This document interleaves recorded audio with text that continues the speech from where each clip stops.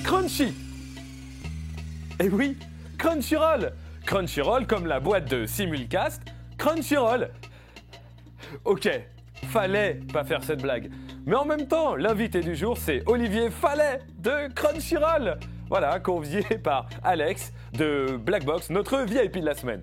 Bienvenue dans le Toku Show. Aujourd'hui, on va parler d'un sujet bien connu de nos amis de J1, vous, vu qu'il s'agit du simulcast. Et oui, la possibilité d'avoir des dessins animés à J+1 ou J+ pas trop de beaucoup de jours. Alors, pour en discuter, bien sûr, toujours notre VIP de la semaine, Alexandre de Blackbox Édition, qui vend beaucoup de DVD, Blu-ray, de dessins animés, pas encore des VHS. Et bien sûr, son invité du jour, donc Olivier Fallet, qui s'occupe de Crunchyroll en France. Alors, pourquoi avoir invité Olivier Alexandre? N'est-ce pas ton concurrent? Non. Non. Même je dirais peut-être partenaire. Ah. Ouais. Non, on se connaît depuis 8 ans avec Olivier. On va faire ça, ouais. Et par Animeland. Et puis on a toujours été en contact. Voilà. On s'entraide. Et donc, ça faisait plaisir de le recevoir. Eh ben ouais. Voilà. Alors, Olivier, donc bien sûr, tu as été pendant des années rédacteur, puis rédacteur en chef dans le magazine Animeland. Et maintenant, donc, tu t'occupes de Crunchyroll. Tu vas nous expliquer exactement c'est quoi ton travail chez Crunchyroll et en quoi consiste Crunchyroll, qu'on connaît peut-être pour des dessins animés comme JoJo's Bizarre Adventure ou Terraform Mars. Mais il y a plein d'autres choses. À toi. Alors Crunchyroll, c'est une plateforme SVOD, c'est-à-dire SVOD, ah ouais, oh ça là doit là là être- là. Alors, bon, tout le monde connaît la VOD, hein. Vidéo à la demande. Voilà. SVOD, c'est par abonnement. Le principe, c'est on s'abonne et on a accès à un catalogue. Que ce soit Donc il faut sur, forcément s'abonner. Tu peux pas Alors- regarder en ligne, par exemple, gratuitement et Alors peut-être si, t'abonner puisque après. le ou- système de Crunchyroll permet les deux. Un accès aux séries gratuit et légal en ligne et un accès payant. Alors évidemment, ceux qui payent ont des options en plus, comme voir les animés en HD, les voir un petit peu plus rapidement et puis sans publicité. D'accord, ce qui peut être une bonne chose. Alors Crunchyroll, vous n'êtes pas, entre guillemets, un éditeur tout à fait comme Blackbox. Vous ne sortez pas de DVD, en tout cas pour l'instant, de support physique. Vous avez décidé d'acquérir des licences uniquement pour du simulcast ou éventuellement les revendre donc à des chaînes de télé. Alors le simulcast, ça ne veut pas forcément dire support non physique. Bien sûr. Hein, mais effectivement, les activités de Crunchyroll, c'est uniquement sur du numérique. On n'a pas vocation à faire ni du manga sur papier, ni de l'édition de DVD. Tu ou es de pas Blu-ray. comme eux. C'est-à-dire exactement tout ce On qu'ils peut font. être complémentaires. Et, Voilà. et c'est une question que tu t'es posée, Alex. Pourquoi ne pas faire que du support non physique? Parce que le support physique, c'est quand même beaucoup de problématiques, de types de distribution, diffusion, qui sont évitées quand on a juste, entre guillemets, juste un site internet. Mais nous, on a essayé déjà. On a essayé avec Phonanim pour en téléchargement définitif. On a essayé avec Manga News Télé. Et après, il faut savoir aussi que il y a de trop gros acteurs, donc soit il faut se rapprocher et trouver un complémentaire avec un acteur déjà existant, parce que voilà, c'est trop compliqué seul, quoi. C'est À compliqué notre de échelle, monter nous, on une arrive- plateforme parce qu'il faut sécuriser tout ça. Il faut que les producteurs et les ayants droit soient d'accord sur le système de diffusion. Donc ça demande quand même un investissement de départ et des moyens qui arriver, sont assez importants. Il faut arriver massivement, quoi, en plus. Alors, Nous, on pour a- faire le point justement sur le simulcast, aujourd'hui on parle de Crunchyroll, mais il y a aussi Anime Digital Network, il y a évidemment Wakanim par exemple, on peut en citer plusieurs. Est-ce que vous avez, vous, des différences, au-delà des dessins animés? Logiquement, vous avez des animés différents, mais est-ce que vous avez des différences dans votre vision de proposer soit des abonnements, soit le marché? Est-ce qu'il y a des systèmes qui marchent plus que d'autres dans le simulcast en ligne? Alors je ne peux pas dire qu'est-ce qui marche le mieux, mais effectivement, il se trouve qu'en France, il y a 3 grands systèmes et qui sont tous les 3, ils ont une approche un peu différente. Alors, ADN, c'est du entièrement payant. Wakanim, en ADN, tout est payant de tout A est payant, à à Z. part, je crois, le premier épisode qui doit être visible en gratuit. Wakanim, c'est gratuit les premières semaines et ensuite payant si on dépasse le délai pendant lequel l'épisode est diffusé. Et Crunchyroll, c'est le contraire. C'est payant pour les gens qui sont abonnés pour voir la première semaine de Voilà, sa diffusion. la primeur du Voilà, produit. la primeur de l'épisode. Et au bout d'une semaine, l'épisode est gratuit. Il reste gratuit pendant toute la durée des droits. D'accord. Donc, et alors, comment finalement vous êtes rentable là-dessus? Surtout quand il y a de la gratuité. Est-ce que c'est en passant des pubs sur votre site? On a pu voir ça dans des mécaniques comme des sites comme Manga News. Est-ce que c'est en revendant des droits à des diffuseurs télé?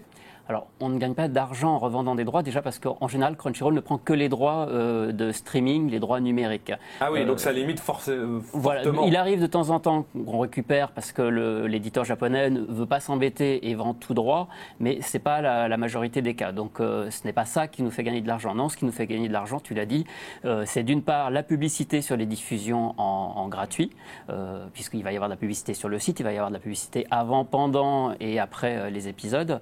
Et puis, sinon, c'est les abonnements. C'est ce qui est évidemment le plus intéressant en général, pousser les gens à s'abonner pour pouvoir regarder l'ensemble du catalogue. Est-ce qu'aujourd'hui, avec de plus en plus de sites de simulcast ou de plus en plus de diffusion à la télé, la Japanime revient en force, en tout cas pour du dessin animé, est-ce que finalement, que ce soit pour vous, Black Box, ou pour vous, Crunchyroll, les prix flambent à l'achat? C'est-à-dire les prix proposés par les boîtes japonaises qui font du dessin animé. Est-ce que vous avez l'impression que c'est de plus en plus cher, alors qu'on ne peut pas dire que le marché physique, en tout cas par exemple de l'animation, se porte bien? C'est même dangereux pour nous, parce que en général, comme il le disait Olivier, les Japonais préfèrent vendre tout droit. Et Donc les droits télé, les droits physiques, les droits numériques. Le prix à l'épisode, on va prendre une bêtise, de 2000 € par exemple pour un épisode, a flambé. Donc avant c'était genre 2000. 2000, tu pouvais acheter les pré-droits d'un épisode. Et en fait, le streaming, tout ça était inférieur à la vidéo. La vidéo, c'était quand même, et la télé, le principal pourcentage de la somme. Sauf que ça s'est inversé parce qu'il y a eu trop d'acteurs d'un coup. Et ça a flambé, et c'est pas vraiment une réalité aussi du marché. Donc on peut atteindre des sommes genre à plusieurs dizaines de milliers d'euros. On revient à ce qui passait il y a 7 ans. Évidemment, quand c'est les très gros titres qui sont attendus lors d'une saison, oui, les prix peuvent flamber parce qu'effectivement, il y a une attente. Et puis chacun sait que ce sont les locomotives aussi qui font venir les gens sur les sites de streaming. Donc après, il reste encore tout un tas de titres qui restent accessibles à des prix normaux. Mais ça peut donner dans la tête des producteurs l'idée que le marché s'emballe et qu'effectivement, tout peut être cher. Ce qui, comme le souligne Alexandre, n'est pas le cas, parce que ce marché n'est pas non plus si gros qu'on peut se l'imaginer. Extensible. Voilà, tout ça c'était juste pour que les gens puissent comprendre en fait que proposer des dessins animés, c'est déjà extraordinaire de pouvoir les avoir en gratuit, que ce soit sur des chaînes de télé évidemment comme J1 ou les avoir en ligne, mais tout ça a un coût, il y a des gens qui travaillent derrière, qui font du doublage, qui font du sous-titrage, et il faut bien récupérer ça quelque part, donc que ce soit sur des abonnements ou des ventes physiques. Alors il est temps de passer à un de nos nouveaux jeux dans le Toku Show, c'est le Toku Pitch, avec Justine qui va vous apporter le chapeau du charisme. Voilà. Dedans, il y a des petits noms. Il faut les faire deviner à votre partenaire sans prononcer le nom qui est écrit sur le papier. Et vous avez droit à des jokers au cas où vous connaissez vraiment pas ce qu'il y a écrit sur le bout de papier. Olivier, en tant qu'invité, à toi l'honneur. Je vais essayer d'être bon. Vieux film, VHS, manga vidéo, début de... Donne des indices. Les ailes de Néamise. Tout premier. Tout premier devant la vidéo. Une guerre, une autre planète. Venus Wars. Voilà. Oh, pas mal. Allez, on enchaîne. Putain, avec les indices qu'il t'a donné, t'es balèze. Hein. Parce que c'était franchement pas évident. Ah oui. Les auteurs sont un peu compliqués. Le début du titre pourrait être interdit au moins de 18 ans. Le début du titre. Mais donne d'autres indices. Joker, va d'accord, tu lâches carrément la Ouais, c'était X de Clamp. Ah, Oh là là. T'avais juste à citer RGVena ou Tokyo Babylon. Ouais, ah oui, c'est vrai que j'en sais trop loin. Bon, le Minitel. T'as travaillé dedans. Minitel. 36-15. Ouais. Et, 36-15 quoi voilà. Tu as travaillé. Dessin animé américain. Car. Voilà. Cartoon. 36-15. 36-15. Cartoon. Toon. Ah, mais c'était pas un titre de dessin animé. Mais non, mais ça peut être un titre de tout et n'importe quoi. Ah oui, c'était le début de ma carrière, ça. Ça n'existe plus maintenant. Le stress, on est trop mauvais. Ah bah voilà, premier dessin animé, Black Box, mais qui s'appelait... Voilà. Oh, mais ça tombe là-dessus, ça. Tu connais pas ton 36-15 Toon. 36-15, je cherchais des titres de séries. Première librairie, ouais si, première librairie en France. Ouais.